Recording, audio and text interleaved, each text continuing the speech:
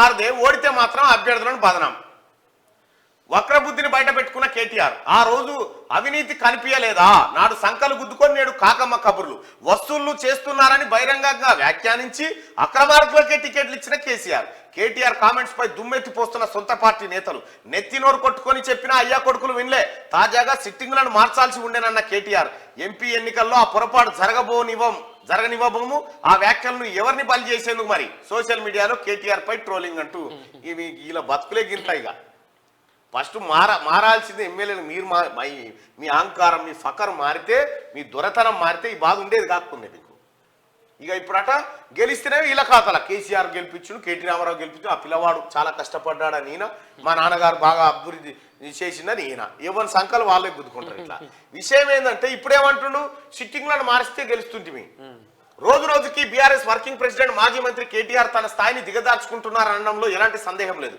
ఏతుల పుంజు, సలీం ఫేకు, గప్పాల రాజంటూ ఇప్పటికే కేటీఆర్ కు నెటిజన్లు మస్తు పేర్లు పెట్టారు. తాజాగా కేటీఆర్ వ్యవహరించిన తీరుతో ఆ పేర్లన్నీ ఆయనకే సొంతం అనడంలో తప్పు లేదనే చర్చ మొదలైంది. ఇటీవల తెలంగాణ అసెంబ్లీ ఎన్నికలు బీఆర్ఎస్ ఘోర పరాభవాన్ని మూటగట్టుకున్న సంగతి తెలిసిందే. దాదాపు అసెంబ్లీ ఎన్నికలకు 3 నెలల ముంగట్నే బీఆర్ఎస్ అధినేత మాజీ సీఎం కేసీఆర్ తన పార్టీ అసెంబ్లీ అభ్యర్థులను ఖరారు చేశారు.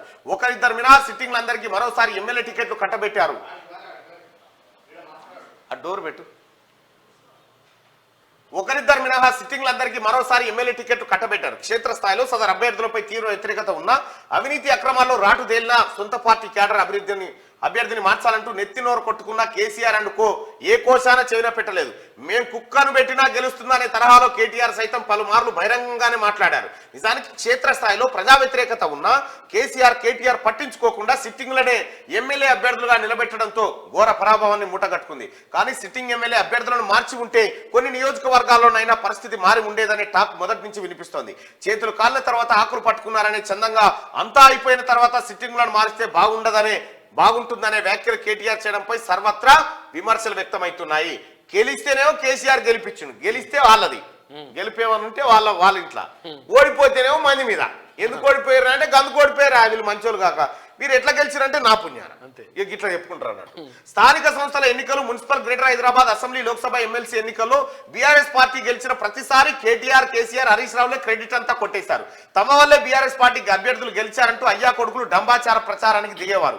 ఆఖరి ఉప ఎన్నికల్లో గెలిచినా తమదే క్రెడిట్ అంటూ గప్పాలు కొట్టేవారు. కానీ ఈసారి అసెంబ్లీ ఎన్నికల్లో ఓటర్లు ఈడ్చి తన్నడంతో పత్తా లేకుండా ఇడిపోయారు. ఇక గమ్మత్ ఏంటంటే, ఇంకో విషయం ఏంటంటే, కేటీఆర్ నువ్వు వర్కింగ్ ప్రెసిడెంట్ అయిన తర్వాత గెలిచిన దానికంటే ఓడిపోయినా ఎక్కువ. నువ్వెప్పుడైతే వర్కింగ్ ప్రెసిడెంట్ అయినవో గెలిచిన సీట్ల కంటే ఓడిపోయిన సీట్లు ఎక్కువ.